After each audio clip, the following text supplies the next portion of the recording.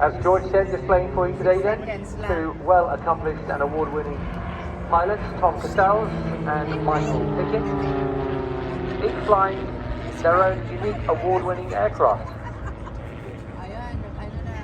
The AXA 300 NG is the latest and one of the most modern purpose designed and built unlimited aerobatic aircraft in the world.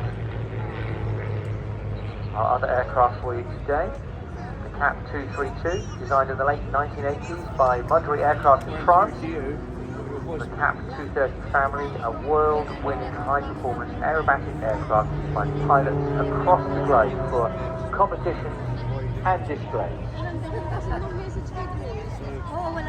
Yeah, that's the stunning aircraft. We're dropping it out, starting high of course, and then working their way a bit lower to get a bit more in your face, just showing the power.